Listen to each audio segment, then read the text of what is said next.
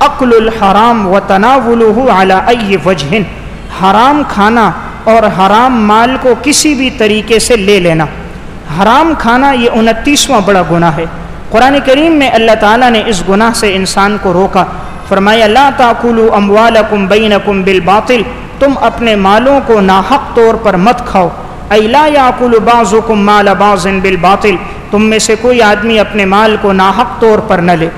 تو گویا 29واں گناہ ہے کہ انسان حرام سے اپنے آپ کو بچائے۔ نبی اکرم صلی اللہ علیہ وسلم نے بیان فرمایا، صحیح بخاری کی روایت ہے، ان رجالا یتخوضون فی مال اللہ بغیر حق، یقیناً بعض لوگ دوسروں کا مال ناحق طور پہ لیتے ہیں، فلہم النار یوم القیامہ، ان کے لیے جہنم کی آگ ہوگی قیامت کے دن۔ یعنی ناحق مال کھانے والے کے لیے بڑے سخت الفاظ میں وعید آئی ہے۔ صحیح مسلم کی روایت میں آپ صلی اللہ علیہ وسلم نے فرمایا الرجل یطیل السفر، ایک شخص بہت لمبا سفر کر کے آتا ہے، اشعثا، اس کے بال بکھرے ہوئے ہوتے ہیں، اغبرا، اس کے بال غبار آلود ہوتے ہیں، یمد یدہ الی السماء، آسمان کی طرف ہاتھ پھیلا کر کہتا ہے یا ربی یا ربی یا ربی یا ربی، اے میرے رب اے میرے رب میری دعا قبول فرما۔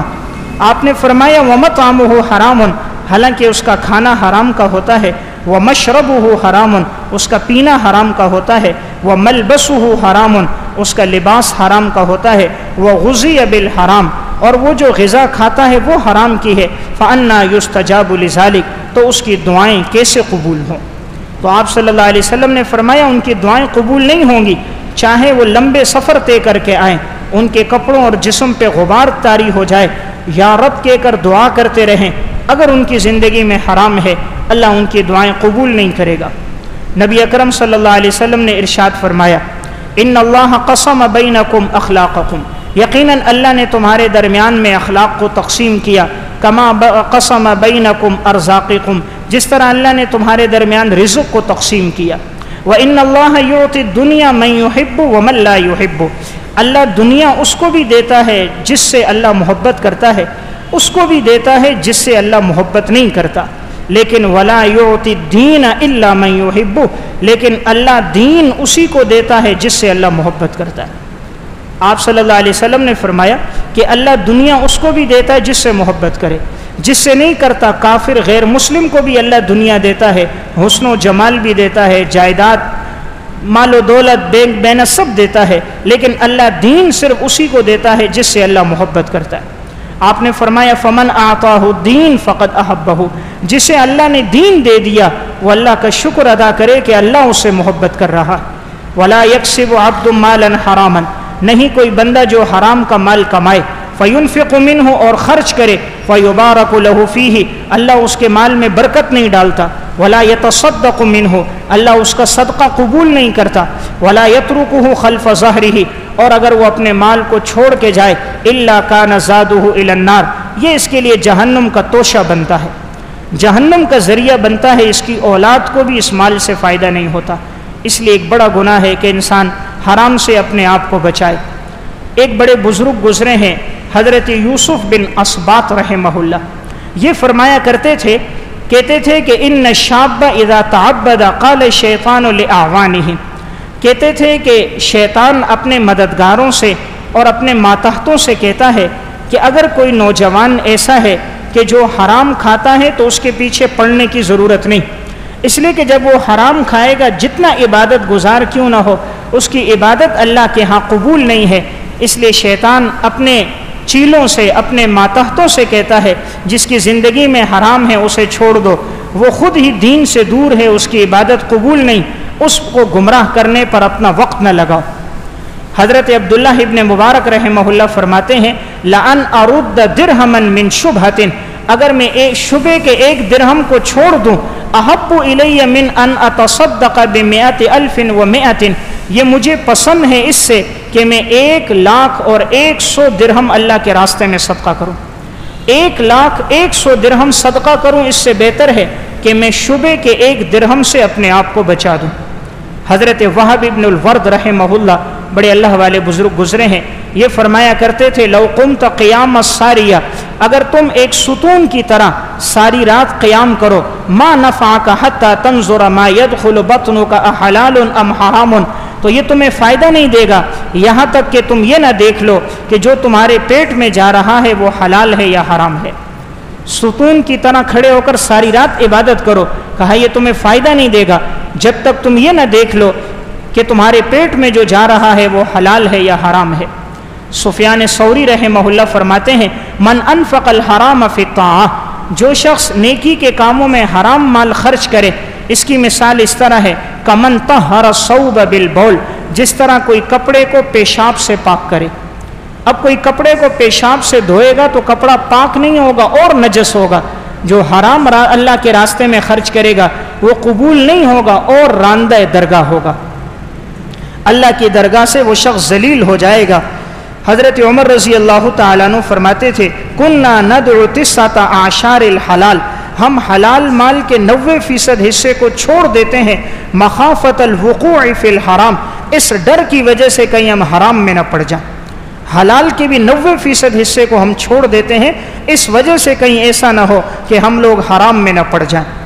آپ صلی اللہ علیہ وسلم نے فرمایا یؤتی یوم القیامت باناس معہم، قیامت کے دن ایسے لوگوں کو لایا جائے گا ان کی نیکیاں اس طرح ہوگی کامثال جبال تہامہ، جس طرح تہامہ کے پہاڑ بلند ہیں ان کی نیکیاں اتنی بلند ہوں گی، حتی اذا جیء بہم جعلہ اللہ ہباء منصورا، لیکن جب انہیں لایا جائے گا تو ان کی نیکیاں ہواؤں میں بکھر جائیں گی، ثم یقذف بہم فی النار، پھر انہیں جہنم میں ڈال دیا جائے گا۔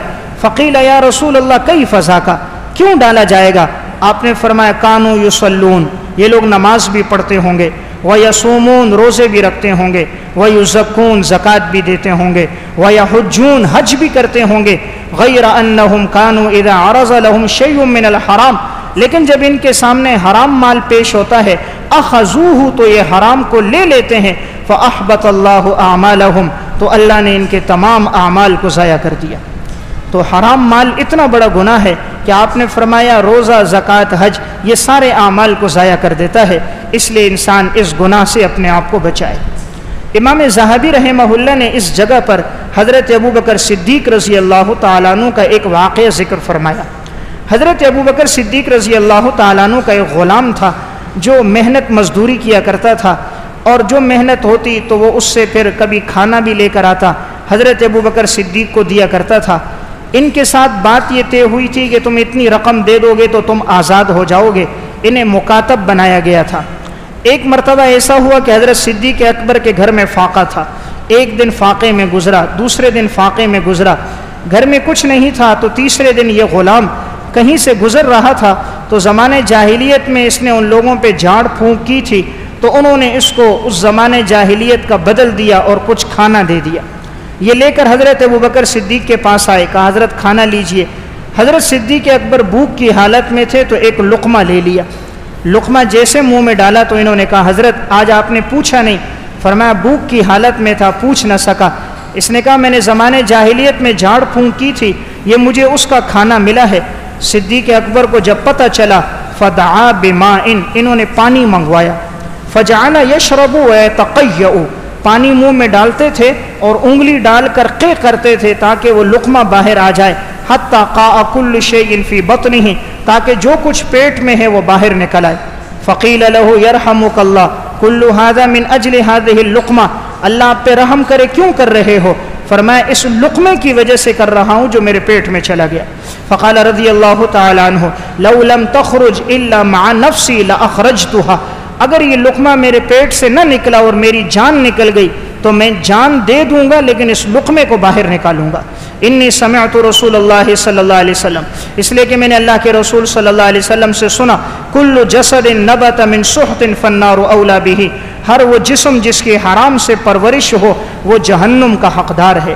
فخشیت ان ینبت بذلک فی جسدی من ھذہ اللقمہ، تو مجھے ڈر لگا کہیں اس لقمے سے میرے جسم کی پرورش نہ ہو جائے، اس لیے کہا میں اس کو نکالوں گا۔ بالآخر بڑی مشقت اور تکلیف کے بعد جا کر یہ ایک لقمہ پیٹ سے باہر آیا، تب حضرت صدیق اکبر کو سکون ملا۔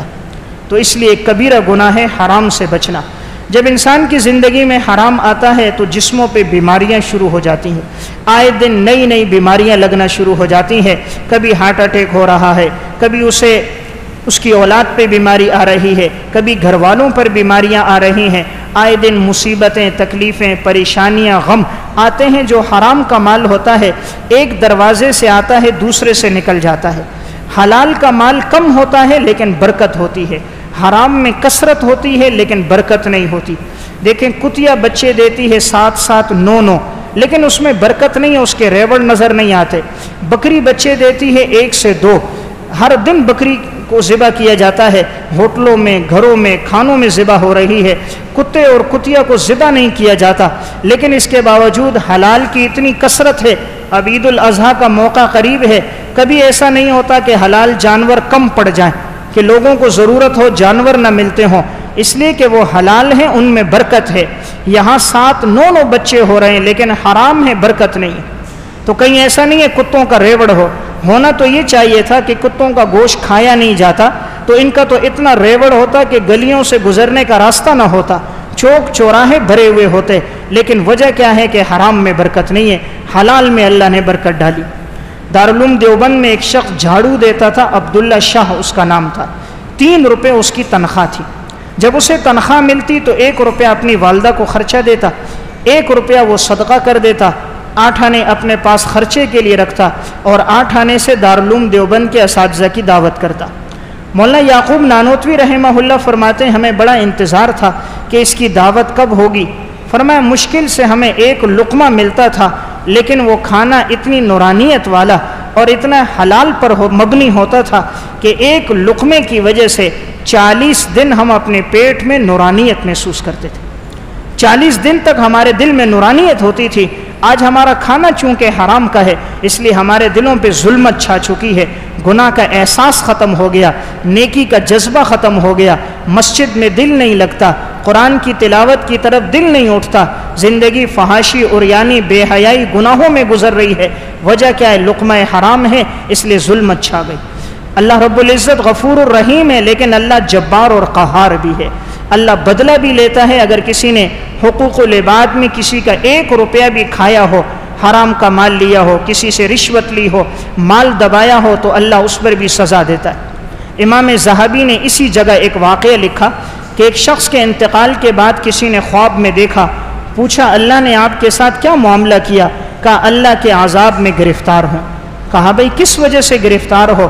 کہا غیر انی محبوس عن الجنہ بعبرۃ استعرتها فلم اردها، میں نے دنیا میں ایک شخص سے سوئی لی تھی اور میں نے اس کی سوئی اس کو واپس نہیں لوٹائی، اس کے عذاب میں گرفتار ہوں آج تک جب سے انتقال ہوا۔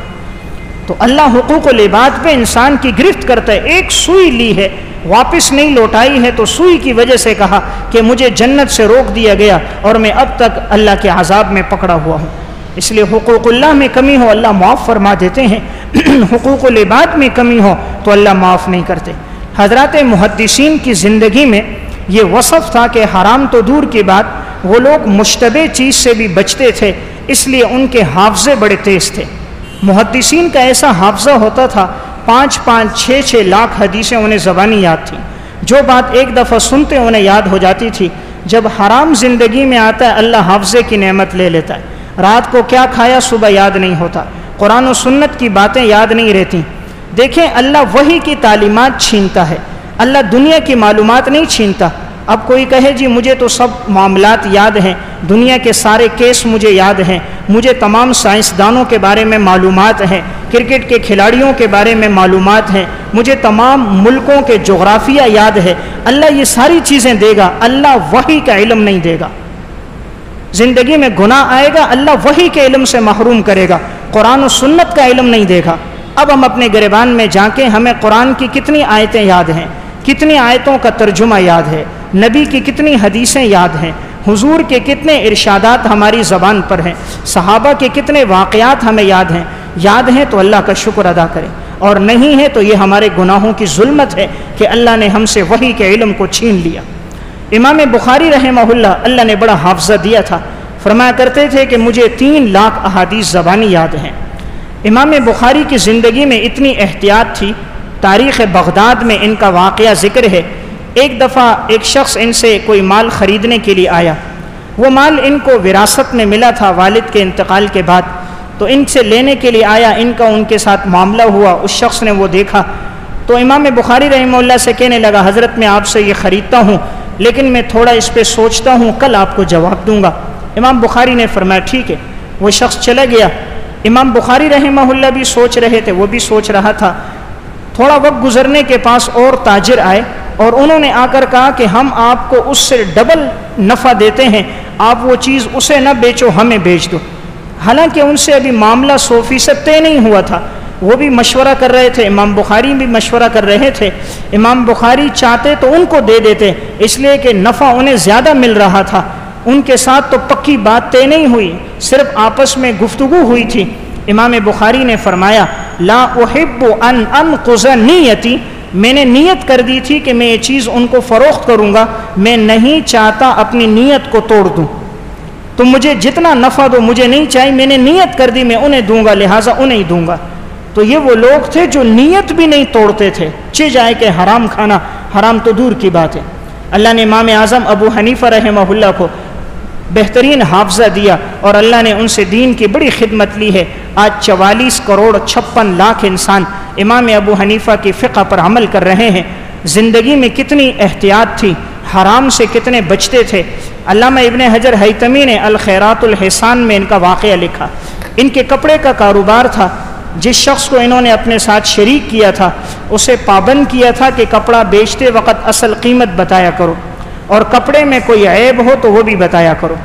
ایک دفعہ ایسا ہوا کہ ایک تھان لپٹا ہوا تھا اور اس میں عیب تھا، خریدنے والا آیا، مسافر تھا، جلدی سے اس نے دیکھا تو اسے کپڑا پسند آیا تو وہ لے کر چلا گیا۔ امام ابو حنیفہ شام کو آئے، پوچھا کیا ہوا؟ فرمایا حضرت ایک شخص آیا تھا اور اس نے وہ تھان مجھ سے لے لیا۔ امام صاحب نے پوچھا کتنی رقم میں دیا؟ کہا حضرت 100 درہم میں دیا۔ فرمایا خریدا کتنے کا تھا؟ کہا 70 درہم کا۔ کہا 70 کی چیز 100 میں کیوں بیچی؟ 30 درہم نفع کیوں لیا؟ نفع 1 درہم 2 درہم لیتے، تم نے 30 کیوں لیا؟ تم نے گراہک کو عیب بتایا تھا کہ کپڑے میں جو عیب تھا؟ فرمایا حضرت یہ تو نہیں بتایا۔ کہا تم نے تو دوہرا جرم کیا، عیب بھی نہیں بتایا اور نفع بھی اتنا وصول کیا، جاؤ اس شخص کو تلاش کرو۔ اب یہ کہتے ہیں میں تلاش کرتا رہا، وہ نہ ملا۔ امام صاحب نے کرائے پر سواری لے کر دی کہ ایک سواری پر گھومو اور تلاش کرو کہاں ہے وہ۔ کافی تلاش کیا شام تک لیکن وہ نہ ملا۔ امام ابو حنیفہ کے پاس آئے، کہا حضرت وہ تو نہیں ملا۔ امام صاحب نے کہا تم نے جو اس سے رقم لی تھی وہ کہاں رکھی ہے؟ فرمایا حضرت دن بھر کی جو کمائی ہے وہ اس صندوق میں ڈالی ہے اور میں نے 100 درہم بھی اسی صندوق میں ڈالے ہیں۔ امام صاحب نے فرمایا یہ دن بھر کی کمائی کتنی ہے؟ جب گنی گئی تو 30,000 درہم سے زائد بنتی تھی، کیونکہ کپڑے کا وسیع کاروبار تھا۔ تو فرمایا اس میں 30 درہم شبے کے آ گئے کہ 70 کی چیز 100 میں بکی ہے، 30 درہم شبے کے آ گئے، لہٰذا یہ 30,000 دراہم کوفہ کے فقراء میں صدقہ کر دو۔ تو 30 درہم کے شبے کی وجہ سے 30,000 دراہم صدقہ کر دیے۔ اللہ تعالیٰ نے آج اگر امام ابو حنیفہ کو امام اعظم بنایا تو ان کی زندگیوں میں تقویٰ تھا۔ وہ لوگ حرام سے اتنا بچتے تھے، مشتبہ چیز سے بھی اتنا بچتے تھے۔